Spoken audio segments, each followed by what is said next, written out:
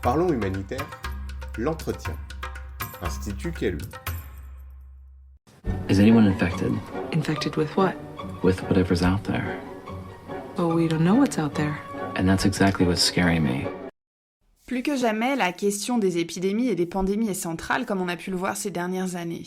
Mais quelle est la place du monde humanitaire dans ce cadre, et avec quel type d'approche ? C'est ce dont nous allons parler aujourd'hui avec Leslie Goldlust, avec un épisode dédié à la question des approches intégrées dans des contextes épidémiques. Alors Leslie, avant de commencer à parler de notre sujet, est-ce que tu peux nous résumer ton CV en 1 minute ? J'ai fait un bac scientifique avec option maths, puis j'ai commencé une fac de maths. Je m'y retrouvais pas, je m'ennuyais, donc j'ai un petit peu voyagé. En revenant, je me suis inscrite en histoire, puis à Sciences Po, en relations internationales, et ensuite j'ai fait formation à Bioforce de gestion de projet WASH. Donc j'ai commencé avec Solidarité Internationale, j'ai fait plusieurs missions ensuite avec la Croix-Rouge, puis en Asie du Sud-Est et en Afrique de l'Ouest. Puis je suis rentrée à l'Union Européenne, le centre de crise en France sur Ebola, l'UNICEF, et ensuite je suis partie faire du consulting à New York, au PNUD et à la Banque mondiale. Et actuellement je suis aux Philippines. Est-ce que tu pourrais nous définir ce qu'on entend par survie de l'enfant ? Alors la survie de l'enfant, en fait, c'est issu de la Convention relative aux droits de l'enfant qui établit le droit inaliénable à la survie et au développement de l'enfant. Donc quand on parle de survie de l'enfant, on parle vraiment des besoins primaires. Donc on est vraiment dans de l'humanitaire, et l'intervention humanitaire, comme elle s'adresse aux personnes les plus vulnérables, ce sont généralement en premier lieu les enfants de 0 à 5 ans, les 1000 premiers jours. Donc on est à la fois sur tout ce qui est eau, hygiène et assainissement, mais également nutrition et santé primaire. Parler de survie de l'enfant, finalement, c'est travailler au niveau de plusieurs secteurs d'intervention. Est-ce que tu peux nous en dire un petit peu plus au niveau de cette approche intégrée ? En fait, l'univers ne se conçoit pas de manière séparée. C'est-à-dire que on ne peut pas faire des projets avec une seule discipline en disant que ça suffit. Parce que la raison même donc de nos projets humanitaires, c'est la survie des plus vulnérables. Et la survie, comme tout ce qui est facteur de pauvreté, dépend d'énormément de facteurs. La vie est beaucoup plus complexe que de la réduire à des simples secteurs humanitaires. Donc, ce qu'on note, par exemple, ça a commencé tout ça, on va dire, avec la WASH. Bon, je ne dis pas ça parce que je suis WASH, mais la WASH, comme c'était généralement les projets qui marchaient le moins bien, eh bien, on a dû se poser plus de questions. C'est-à-dire, comment fonctionnent les dynamiques de genre à travers le village. Donc, il fallait absolument prendre en compte les dynamiques de genre dans les projets, sinon ça marchait pas. Et également, pourquoi on apporte l'eau en situation humanitaire. De dire simplement que l'eau c'est la survie, c'est un état de fait, mais en général, comme on le voit actuellement avec le typhon Rai aux Philippines, quand une population d'une grande ville de 3 millions de personnes n'a pas accès à l'eau potable, elle est obligée d'accéder à des sources d'eau qui ne sont pas propres.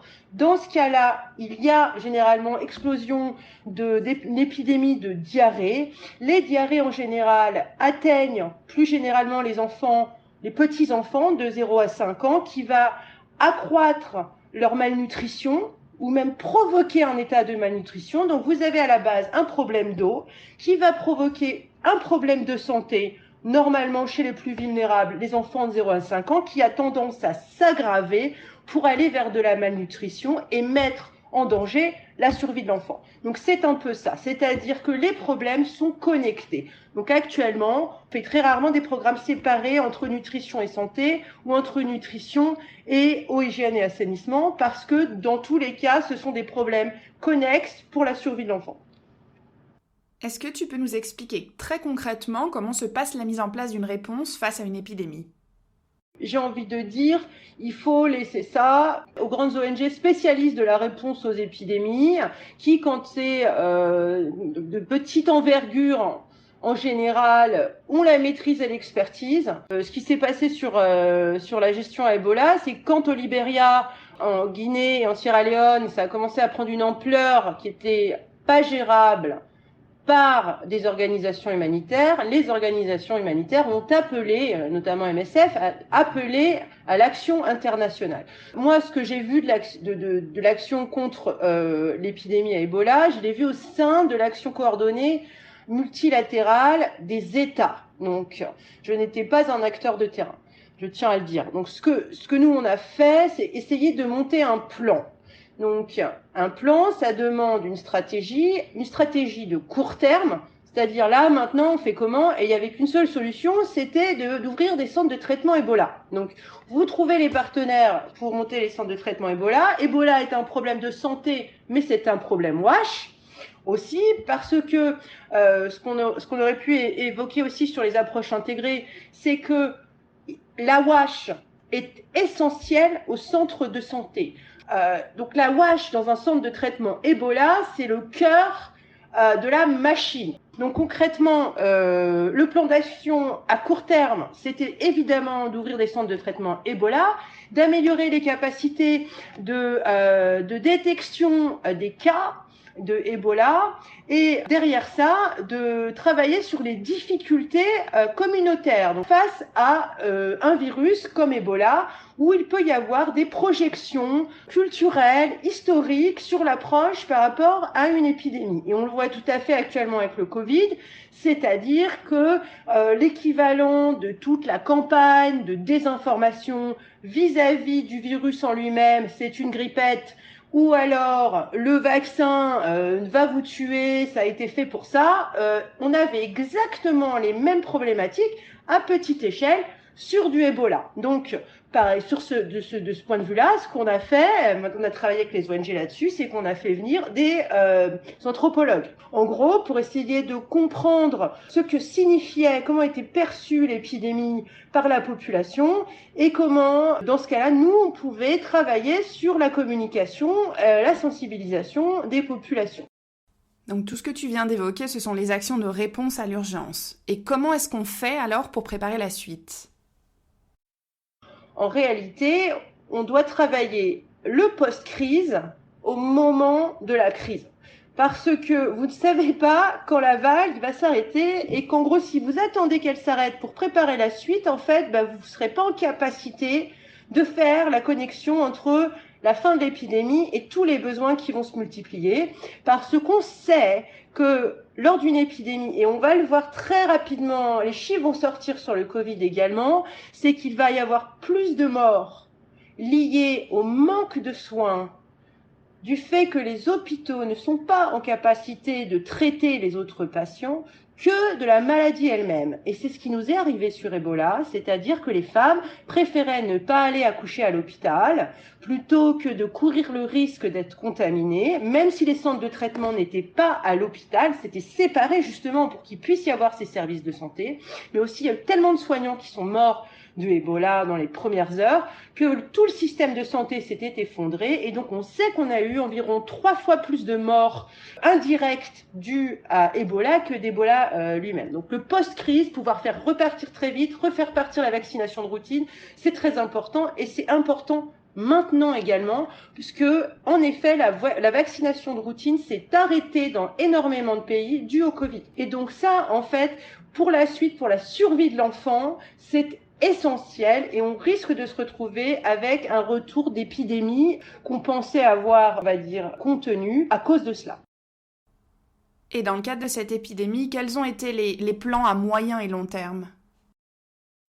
En gros, les plans, c'était comment faire en sorte que les épidémies futures puissent être détectées plus tôt, qu'on puisse créer des équipes de réponse d'urgence qui puissent déployer des équipements rapidement sur les lieux, sur les épicentres découverts, et en troisième lieu, de travailler à de l'échange d'informations interafricains sur justement les épidémies et les maladies transmissibles. On ne travaillait pas encore sur le non transmissible pour pouvoir répondre aux crises de demain. Tu as mentionné tout à l'heure l'importance de travailler avec des anthropologues et les communautés. Alors en quoi avoir une approche basée sur les communautés et qui prend en compte la dimension culturelle est-elle essentielle dans ce type de projet ? Et quel est le risque finalement si on ne le fait pas ? Ici, je préférais parler d'abord de l'Afrique. L'Afrique, c'est le plus grand continent au monde. On pourrait à la fois y loger l'Europe, la Chine et la Russie. Donc, pour vous dire, les distances sont extraordinaires. Et donc, il n'y a pas d'Afrique, pour ainsi dire, culturelle, avec une vision communautaire qui soit homogène. Vous avez déjà d'une région à l'autre dans un même pays des différences culturelles. Donc, se dire que on va travailler avec la communauté et que on va faire des comités d'eau où les gens vont super bien s'entendre et que il y aura des femmes qui seront représentées parce qu'il y aura des femmes, elles vont parler, ou qu'on va mettre des jeunes et que les jeunes ils vont pouvoir dire il faut changer les choses dans le village. Donc voilà, ça c'est des projections qu'on peut avoir sur les populations et qui sont en général mais complètement fausses, qui souvent n'ont jamais existé, hein. C'est aussi ça, c'est certainement, ça n'a jamais été vrai. Et donc, on nous fait croire que c'est le bon chemin, voire le seul chemin, mais le monde évolue. Souvent, dans nos villages actuellement, dans les communautés, il n'y a plus vraiment, il y a un délitement des communautés, il y a une avancée de l'individualisme, et donc les gens s'intéressent à leur maison, à leur jardin, à leur famille, et ils n'ont pas forcément envie de tout partager. Donc, évidemment, ça augmente les coûts. Parce que si chaque personne veut son puits, sa maison, forcément, ça devient plus compliqué. Mais dans tout état de cause, c'est à prendre en compte quand on réalise un projet, c'est-à-dire comment il fonctionne déjà dans le village. Ensuite, par rapport à cette communauté, comprendre les dynamiques de genre et de génération. Se dire qu'on fait un comité d'eau et qu'on met 3 femmes et que ça va marcher, en général, ces femmes, culturellement, elles n'ont souvent pas la possibilité de s'exprimer, et en les imposant dans le comité d'eau, on peut faire un impair culturel et les mettre en danger. Donc voilà, il y a des choses, il y a des questions à se poser. Moi, j'ai déjà vu la jeunesse essayer de changer les choses dans un village et se retrouver, pour le coup, au pilori, en pleine chaleur, attaché au centre du village. Donc, il faut aussi réfléchir, quand vous avez vos relais communautaires dans les villages, à quels sont les risques que vous allez leur faire encourir quand vous jouez avec les dynamiques de pouvoir, surtout avec les dynamiques de pouvoir. Souvent, au niveau des toilettes, c'est ça que j'aime bien avec la WASH, c'est que c'est très clair ce qu'une dynamique culturelle veut dire. En Afrique, on a souvent l'habitude d'envoyer des latrines. Donc, ce sont les toilettes turques, comme on dit en France, pas de siège. Et quand on a essayé d'envoyer, sans se poser de questions justement, on a envoyé ces toilettes-là dans d'autres régions où, je pense notamment à Haïti, quand on a essayé de leur envoyer ces latrines-là, elles n'ont pas été utilisées parce que ils avaient des habitudes qui étaient celles qui correspondaient aux pays occidentaux et qui aiment s'asseoir avec son journal dans ses toilettes, peinard, la porte fermée. Donc voilà, en gros, se poser les questions en se disant « Oh, mais c'est l'urgence, c'est pas grave, hein, ils feront comme tout le monde, ils se mettront accroupis. » Eh ben non, ça marche pas, les gens vont pas aux toilettes, ils vont dans la nature, on peut pas gérer les eaux usées, et derrière ça, on a des problèmes possiblement épidémiques. Comment est-ce qu'on pourrait décrire la place du monde humanitaire dans l'épidémie actuelle ? Quelle place pour les ONG dans le Covid, à ton avis ? Le problème, c'est qu'on parle d'une pandémie, hein, donc c'est un problème mondial. Les ONG travaillent sur des zones qui sont définies, des zones de crise. Donc, déjà intervenir de manière générale sur la pandémie du Covid, j'ai envie de dire oui au niveau du plaidoyer, notamment avec les appels de MSF pour faire tomber les brevets des vaccins. Moi, c'est notamment cet aspect-là qui me semble complètement essentiel, c'est-à-dire qu'il va bien falloir qu'on prenne une décision équivalente à celle qu'on avait prise sur les trithérapies du VIH/SIDA, c'est-à-dire de faire tomber ces brevets pour que on puisse approvisionner à des prix raisonnables les pays du Sud, mais également les pays du Nord, parce que il faut quand même penser que les laboratoires pharmaceutiques ont suffisamment fait leur beurre et que on puisse réduire un petit peu cette dette Covid que les pays du Nord et du Sud sont en train de creuser.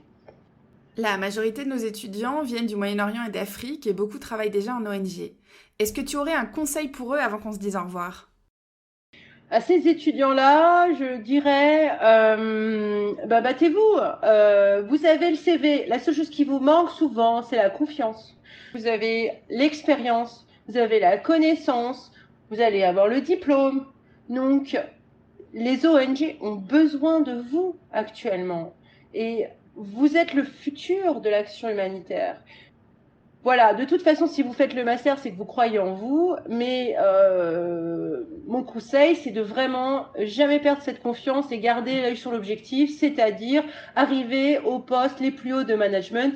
N'hésitez pas aussi à rentrer en siège, donc de partir aussi dans les pays du Nord pour que vous faire connaître.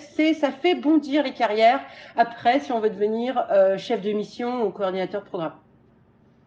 Merci beaucoup Leslie d'avoir été avec nous aujourd'hui et d'avoir partagé ton expérience, en espérant que l'année 2022 soit un petit peu plus tranquille au niveau épidémique, et je vous donne rendez-vous à tous très bientôt pour un nouvel épisode.